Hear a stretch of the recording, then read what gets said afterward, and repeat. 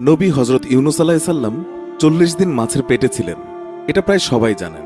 কিন্তু কেন কিভাবে তিনি মাছের পেটে গেলেন, এর আগে ও পরে কি হয়েছিল, এ থেকে আমরা কি শিক্ষা পাই ইত্যাদি অনেকেই জানি না। তাই আমার এবং অন্যদের উপকারের জন্য আমাদের আজকের এই ভিডিওটি। ইউনুস আলাইসাল্লাম বা জোনা ছিলেন আজকের ইরাক অঞ্চলে প্রেরিত একজন নবী। সেখানকার জনসংখ্যা ছিল ১ লক্ষের একটু বেশি। তিনি তাদের কাছে সৃষ্টিকর্তার একত্ববাদের এবং এক সৃষ্টিকর্তার উপাসনা করার আহ্বান জানাতেন, কিন্তু তারা শুনত না। অন্যান্য বেশিরভাগ নবীর মতোই প্রথমে তার মানুষের কাছে তার বার্তা প্রত্যাখ্যাত হয়। তিনি মনে প্রাণে চাইতেন মানুষ এই বার্তা গ্রহণ করুক। তাই এক পর্যায়ে তিনি বিরক্ত হয়ে ভাবলেন, এরা গ্রহণ না করলে আমি অন্য কোনো জাতির কাছে যাই, যারা হয়তো আমার কথা শুনবে। যেই ভাবা সেই কাজ। তিনি উপকূলে গিয়ে পেলেন এক মালবোঝাই জাহাজ, যাত্রার জন্য প্রস্তুত। তিনি সেই জাহাজে চেপে বসলেন। মাঝ সমুদ্রে পৌঁছে তারা মুখোমুখি হলেন বিশাল এক ঝড়ের। ঝড়ের আঘাতে এক পর্যায়ে জাহাজ ডুবতে শুরু করল। খালাসিরা সিদ্ধান্ত নিল ওজন কমাতে সব মালপত্র পানিতে ফেলে দেয়া হবে। তাই করা হলো। কিন্তু কিছুক্ষণ পর জাহাজ আবার ডুবতে লাগলো। এবার ঠিক করা হলো লটারি করে যার যার নাম আসবে তারা পানিতে লাফ দেবে। এতে করে অল্প কিছু মানুষ যারা শেষ পর্যন্ত রয়ে যাবে তারা হয়তো বেঁচে যাবে। প্রথমবার লটারিতে নাম এলো ইউনুস আলাইসাল্লামের। সবাই বলল, না, উনি সাধু সন্ত মানুষ, আবার লটারি করা হোক। এভাবে পরপর ৩বার লটারি করা হলো। ৩বারই নাম এলো হজরত ইউনুস আলাইসাল্লামের নাম। এবার সবাই বলল, ঠিক আছে, কি আর করা, তাকেই প্রথম ঝাঁপ দিতে হবে। বিসমিল্লাহির রহমানির রহিম বলে সমুদ্রে ঝাঁপ দিলেন ইউনুস আলাইসাল্লাম। এই সময় আল্লাহর নির্দেশে একটি বিশাল মাছ এসে তাকে আস্ত গিলে ফেলল।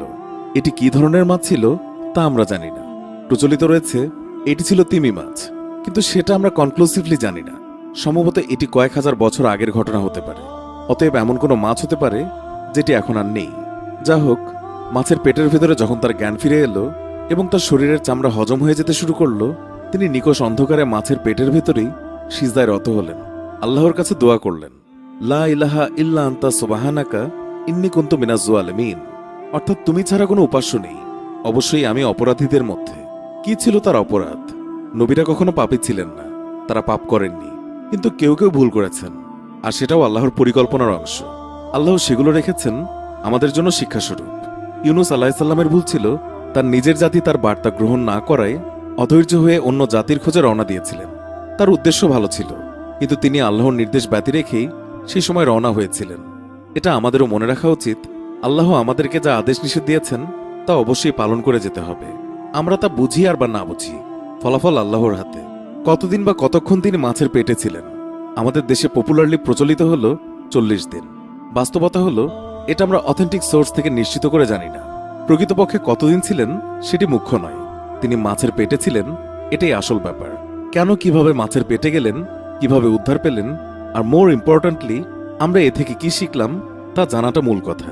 আর এই দোয়া, লা ইলাহা ইল্লা আনতা সুবহানাকা ইন্নী কুনতু মিনাজ জালিমিন, এই প্রসঙ্গে মহানবী সাল্লাল্লাহু আলাইহি ওয়াসাল্লামের সাথীরা প্রশ্ন করেছিলেন, এই দোয়াকে আমরা ব্যবহার করতে পারি? সেই সময় রাসূলুল্লাহ সাল্লাল্লাহু আলাইহি ওয়াসাল্লাম বললেন, কেন নয়? আল্লাহ কুরআনে বলেছেন, ওয়া কাযালিকা নুনজিল মুমিনিন, অর্থাৎ এভাবেই আমি বিশ্বাসীদের রক্ষা করি। অতএব বিপদে আপদে আমরাও এই দোয়া ব্যবহার করব। ঘটনায় ফিরে আসি। আল্লাহর নির্দেশে তিনি একসময় তীরে এসে পৌঁছালেন। আল্লাহ কেন তাকে রক্ষা করলেন? আল্লাহ বলেছেন, তিনি যদি তাদের মধ্যে থেকে না হতেন যারা সর্বদা আল্লাহকে স্মরণ করে, তাহলে কিয়ামত পর্যন্ত তিনি মাছের পেটেই থাকতেন। আমরাও যদি সর্বদা আল্লাহর সাথে সম্পর্ক বজায় রাখি, বিপদের সময় আমরা আল্লাহকে কাছে পাব ইনশাআল্লাহ। ইউনুস আলাইসাল্লাম অসুস্থ এবং বিবস্ত্র অবস্থায় তীরে এসে পৌঁছালেন। আল্লাহর নির্দেশে ইয়াকতিন নামক গাছ সেই সময় তার পাশে গজিয়ে উঠল। এর ছায়ায় তিনি আশ্রয় পেলেন। গাছের পাতায় লজ্জা নিবারণ করলেন, তার উপশম হল। অতঃপর তিনি আল্লাহর নির্দেশে ইরাকে তার জাতির কাছে ফিরে গেলেন। গিয়ে তিনি বিস্মিত হলেন। তিনি দেখলেন তার ফেলে আসা জাতির সবাই ১০০ ভাগ তার বার্তা গ্রহণ করেছে। কি হয়েছিল? ইউনুস আলাইসাল্লাম তাদের বলেছিলেন তার বার্তা তারা গ্রহণ না করলে আল্লাহর পক্ষ থেকে শাস্তি আসবে। ইউনুস আলাইসাল্লাম যাওয়ার পর বিশাল এক মেঘ তাদের এলাকা ঢেকে ফেলে। তারা পূর্ববর্তী জাতিসমূহের সাজার কথা জানত। তারা বুঝতে পেরেছিল এই সেই আযাব যার কথা ইউনুস আলাইসাল্লাম সাবধান করেছিলেন। এই পর্যায়ে তারা সবাই এক আল্লাহর উপর বিশ্বাস স্থাপন করে এককভাবে তার উপাসনা শুরু করে। অতঃপর আল্লাহ তাআলা আযাব সরিয়ে নেন। ইউনুস আলাইসাল্লাম এবং আয়ুব আলাইসাল্লামের ঘটনা থেকে আমরা একটি বিষয় শিখতে পারি, আর তা হলো দোয়া করা। আয়ুব আলাইসাল্লাম আল্লাহর কাছে দোয়া করেছিলেন, আমাকে সুস্থ করে দাও। তিনি আল্লাহর প্রশংসা করে গেছেন আর ক্ষমা প্রার্থনা করেছেন। আল্লাহ জানতেন তিনি কি চান। ঠিক একইভাবে ইউনুস আলাইসাল্লাম মাছের পেট থেকে উদ্ধারের দোয়া করেননি। আল্লাহর প্রশংসা করে গেছেন এবং নিজের দোষ স্বীকার করেছেন, ক্ষমা প্রার্থনা করেছেন, আর আল্লাহ তাআলা তাকে উদ্ধার করেছেন। আমাদের মনে রাখতে হবে, আমরা জেনে না জেনে হাজার অন্যায় করি, এইসবের জন্য আল্লাহর কাছে ক্ষমা চাওয়া উচিত। আল্লাহ জানেন আমরা কি চাই।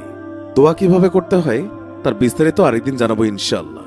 প্রিয় দর্শক, এই প্রতিবেদনের ব্যাপারে আপনার মন্তব্য জানাতে কমেন্ট করুন এবং বিভিন্ন অবাক করা সংবাদের আপডেট জানতে সাবস্ক্রাইব করে আমাদের সাথেই থাকুন।